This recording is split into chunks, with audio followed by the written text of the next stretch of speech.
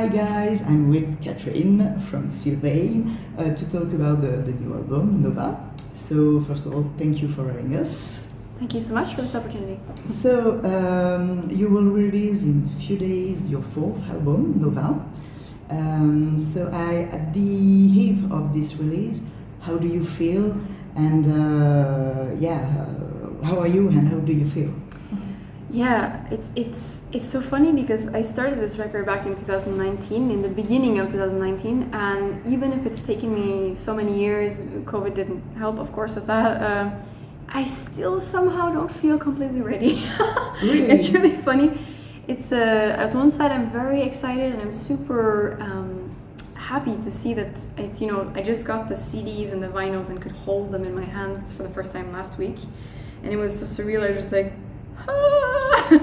to see the actual CD and vinyl. But it's strange when you're dealing with such personal matters and you put them into like a record. It still always feels quite terrifying to release, and I think you're never completely ready to release it. So I'm very excited, but a little terrified as well. Okay. So, and what can you tell us about this album? Basically, it's an album, as I said, it was started in 2019. It's an album about something that I was going through in that period, in 2019, 2020, still kind of ongoing at the moment, but it was more intense back then, and I needed a place to put all of my emotions, and Nova as a record became that place. So it's a record that's about loss, about losing people out of your life, about losing parts of yourself. You see yourself changing and maybe in ways that you wouldn't even want to, but you feel like you can't control it. It's a product of life.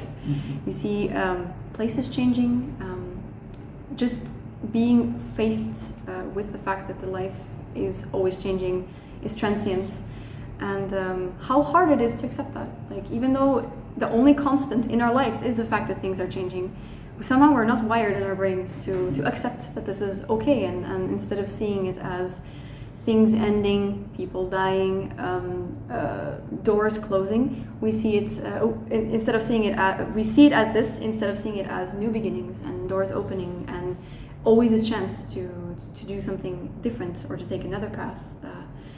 And Nova as a record is about this. It's about loss. It's about grief.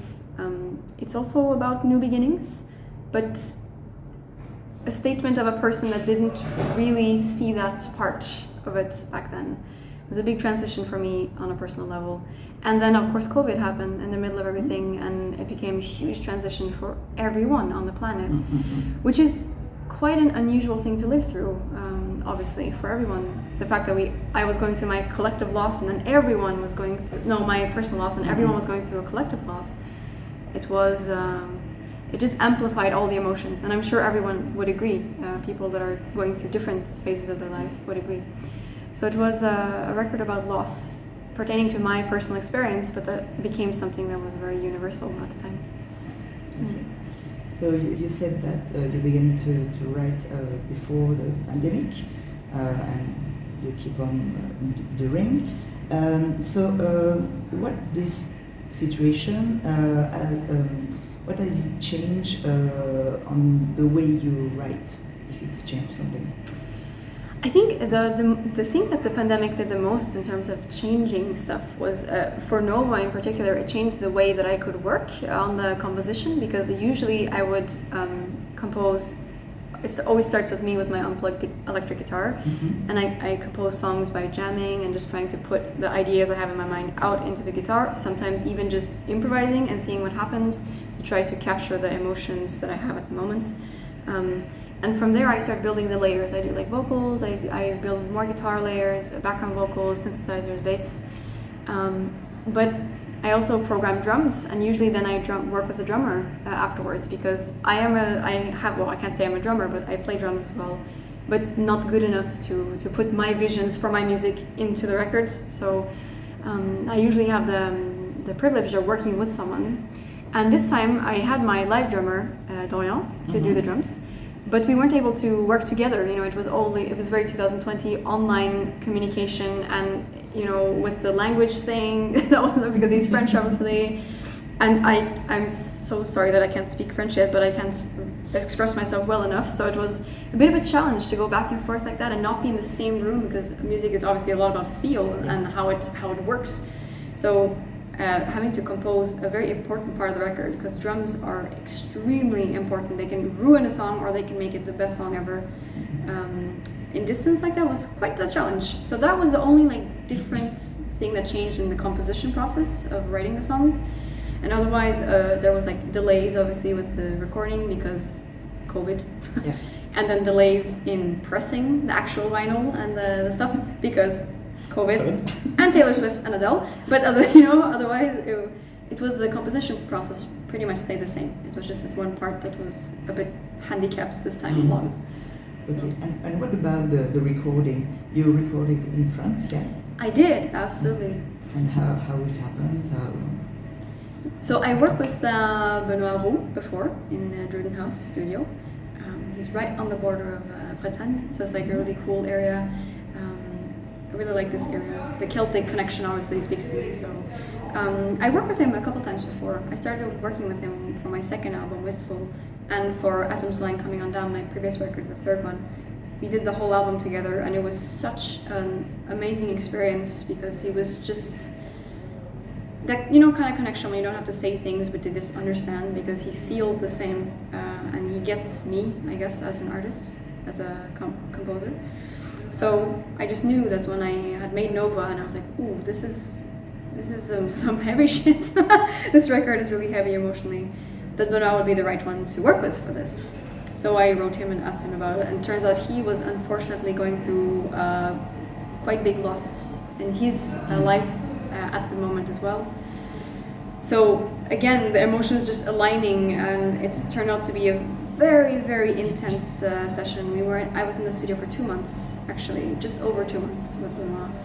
Dorian was with us for the first week, and otherwise it was just Benoit and I, and his studio is in his house. So I was like a part of their family for 2 months, and it was a really intense session.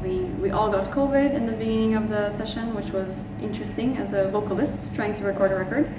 Luckily, knock on wood, nobody was too bad. I think I was the one that had it the worst because it stayed with me because I have asthma. It stayed in my lungs for a month or something like this. But there was so many things happening around that was like not sabotaging the record, but trying to like get us unfocused of what we were doing. And in the end, we just kept going. And he was extremely respectful of this record. So it was really, really cool to work with Maison. Okay. And you seem to be a very joyful person, very smiling, but your albums are very dark and melancholic. How do you explain it? I do understand. I actually haven't gotten this question a lot, but like my friends, sometimes they listen to my music and they're like, God, Jesus, like what are you hiding from us? I think it's just, music is such a way for me to do catharsis, to just not necessarily release, but to process somehow, maybe sometimes just releasing and letting go of certain emotions. And I don't like to say negative emotions because I think there's no such thing as positive and negative emotions. They're all valid. But I tend to process the ones that are more difficult into my music, and that's why it comes out like that. I think at my core there's always going to be a sort of melancholy that's going to be with me my whole life. That's just how it is. But in everyday life, it doesn't come out in the same way, because I'm also, at the same time that I have that side, I'm also very much a person that's how can I say, high on life? That sounds so cheesy. But I'm very I think being here, even if it's really hard in this life, as a human, and experiencing everything that we're experiencing is so difficult and so challenging, but it's such a gift too. There's so many cool things, there's so much beauty in the world if you just take the time to like actually notice what's going on. And the connection with people is so valuable. So there's so many good things in the life too that it just fills me up with positive energy, and the ones that I find really hard to deal with, and this kind of hole that never really goes away, that's always there inside me, I try to use music as a way to deal with that. So that's why it comes out more dark, I think. You said connection between people. We are more and more connected with all the technology, but maybe we take less time to notice everything we have around us. Absolutely. It's like we've never been as connected, but we're also never been as disconnected. It's such a weird balance. And that's something that's very overwhelming, I think, for people in the world now, is because you are connected, but at the same time, are you close to people, or are you just kind of present on social media, for example? And when you walk around the streets, you see, and I mean, I do that sometimes too. You see people just walking like this, and you're just like, you're missing everything that's around. Like, look at the tree. There's like blossoms happening. There's spring. This kind of thing. But it's a really strange world that we're living in right now with the technology that's been very cool, but it's also brought out a lot of disconnection and a lot of hatred, actually, and separation between people, which is not something we need more of in this world, for sure. Okay. And SYLVAINE is a personal project. You do almost everything.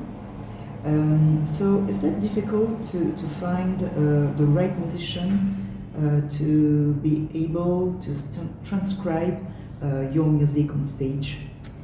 Absolutely. I think any band where there's like a few core members and they're kind of technically the band that makes the music and stuff, and then you want to find session musicians, it's always complicated, musically speaking and personally speaking. Just you have to like the people and be able to go on tour and be around each other a lot. So it's always a challenge to try to find people that are aligning both musically and personally. So my music isn't especially complicated in terms of what you're playing, like the bass parts, the guitar parts. They're not like, virtuoso, because I'm not a virtuoso player on any of my instruments. I just wanted to... With the emotion. Exactly. Yeah, exactly. That's exactly it, It's maybe the most difficult because I think that technically you can find a good musician. True. But absolutely. to translate these emotions, absolutely, can be difficult. So how did you and where did you find your musician? My musician, yeah. Basically, I have had a few different session musicians throughout the years. Actually, there's nobody that was at the very first show. There's nobody left in the band from that lineup except for me, obviously. Duh. But it hasn't been easy, actually. It's been, like you said, some people don't feel connected to the emotions of the project, and that already is a really, really... It's hard to try to communicate with an audience and tell a story when you don't believe the story yourself, or you can't feel it, or you don't understand. So I've been back and forth with a few different musicians. Some people have left because they had other projects and they weren't able to be in the projects before. Some people I asked to leave because it just wasn't working. But the group I have now, I really love, and even though they might not see things the way that I do, and they might not feel things exactly the same way, they understand the vision quite well. They respect the vision. I have my drummer, Dorian, that I met actually through my ancient guitar player in the band. And we just kind of connected. We're so different in so many ways, but we're really both like very serious, and our work ethic is very much the same. Even though Dorian might not feel the same things that I do in the project, he completely respects the vision, and he's very into making sure that he communicates the vision. My bass player Maxime, same thing. Both Maxime and my guitar player Florian, which is from Germany, actually. I met Florian through, he's a fan actually of the band. Okay. So I met him like that. So I knew that he understood the vision. He has projects where he's speaking about similar things. He has a very similar kind of expression himself. Maxime, the same thing. You can feel it in his way to be in everyday life too, that he's a very, very sensitive person. And he's very, even though again, maybe it's not his kind of expression, he is very sensitive to the emotions in the project and can project that on stage. So definitely, as you said, maybe it's easier to find people that are technically very, very good, rather than finding people that are have soul in a way, or the same soul, I guess.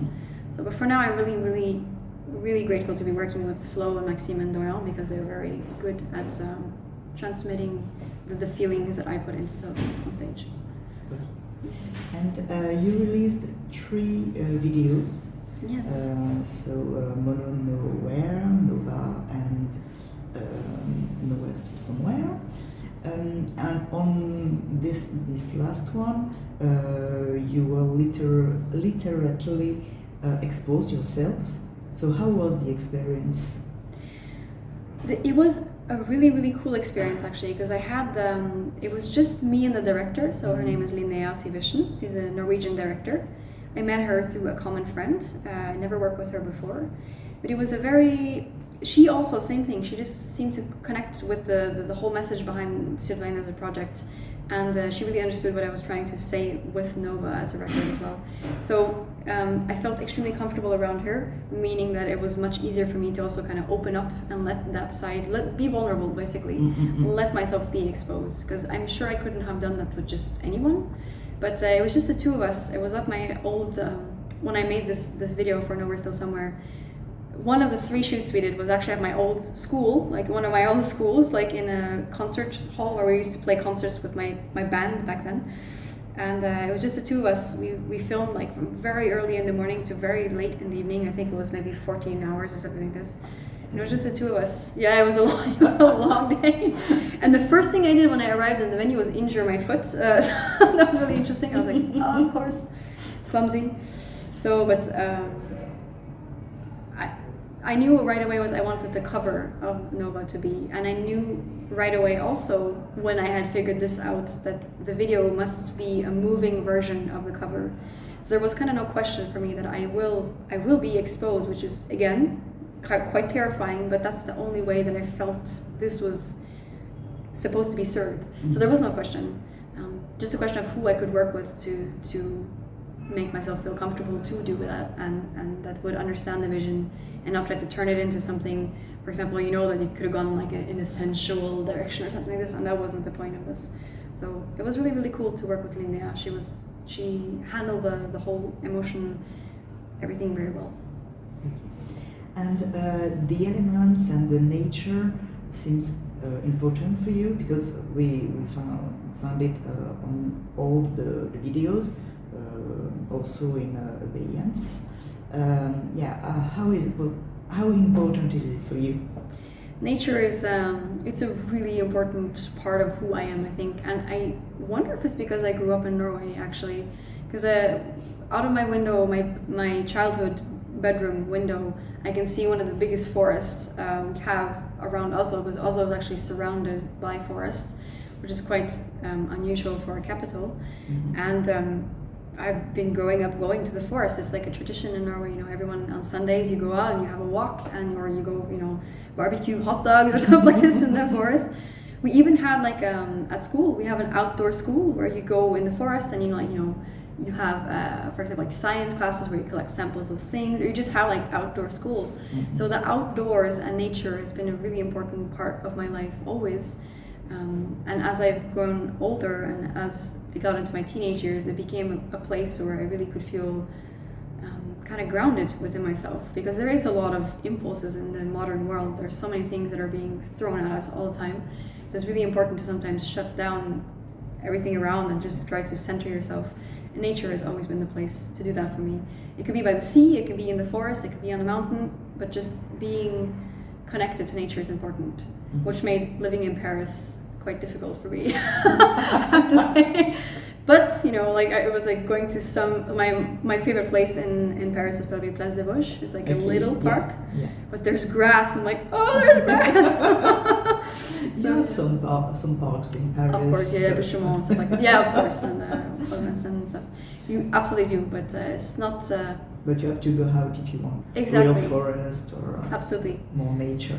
Absolutely. So quiet, the silence. Exactly, Not silence. here. No, it's like you can pretend like there's silence, but there's like police cars in the background, people shouting. But that's also the charm of Paris. So. But after that, you can really enjoy the nature. That's very true. That's very true. And I mean, Paris as a city has so many other things. It has like the culture and museums and stuff is so inspiring. Even the architecture is amazing. The Haussmann style is so beautiful. So. But nature is quite important to me, yeah, absolutely. Okay, so let's talk about live music. So you will do the release party tomorrow. Absolutely. In Paris, at Le Nouveau Casino. 2 days after, it will be Les Étoiles, still in Paris. Yes. So what can we expect from these shows? So it will be the first time we played songs from Nova live, so we're extremely excited. because obviously it's quite a few years since I released my previous record, and we've been playing these tracks for a while, so everyone's like, come on, write some new stuff. So we're really, really excited to finally play these on stage. Especially Doyan has been waiting for like a year playing the songs alone in his basement on his kit. He's like, ah. So it will be, both shows will be kind of like a mixture of all the 4 albums. And it will be a very, very dynamic set. It will be really, really intimate, vulnerable lows, and very intense highs. So it's probably the most dynamic sets we've ever done before for the band. For the solo gigs that I do in Paris and in Nantes, it will be very, very intimate and vulnerable. That's what I like about the solo format. Even though it's a bit risky because it always puts me in a very emotional state. At the end of the show, I'm a little bit broken, but it's a really nice way to communicate the emotions directly to the audience in a more direct way, I guess, than with the band. So it will be intense for different reasons, but it will be intense both. Okay. And I read that for you, linguistics, words are really important. Yeah. So to finish, what is your favorite word in English? Oh my goodness, I've never had this question before. That's a very good question, actually, and equally hard to answer. That's a very good question. The favorite word? I never really thought about it. I do like, this is going to sound very like cheesy, but I do like the word melancholy. Even in French, I think this word is beautiful. It holds something that's good. There's something, melancholy for me is actually good because it means that you've experienced something, or there's something in this, or nostalgia maybe even, that's so good from the past that it makes you feel so warm and so sad at the same time. So melancholy, nostalgia, maybe something like this would be very beautiful words, I think, in English. And in Norwegian? In Norwegian. Oh, I'm trying to think of in Norwegian. That's so harder. That's much harder, yeah. I've always I spent my whole life writing poetry and lyrics and stuff in English because it's my first language actually, because I was born in the States and then I came over to Norway. But there's a lot of beautiful, I think Norwegian is a quite beautiful language as well, especially for music. It works really well. But the only things that are popping into my mind is the song titles, like Fortapt. Well, it's not the most beautiful sounding word. I like the meaning behind it, but I'm gonna have to think about that. What is the meaning? Fortapt means forsaken, something like that. And I was thinking about the other one too, Mørklagt, from my previous album, which is harder to translate. It means put to dark or something like that, which is also, Fortapt is a pretty nice word. So I'll have to think about it more, but let's say Fortapt for now. I will ask you in French, but you almost answered. Yeah, I think nostalgie or Mélancolie. Mélancolie. Ennui is beautiful too. So? Ennui. Okay. Or chagrin. I love this word too. It's all very happy words. Yes. Again, what the hell is with this person? Yeah, very happy words, but c'est comme ça. Ok. Ben, merci beaucoup pour cette interview et à bientôt, on espère. J'espère. Merci beaucoup.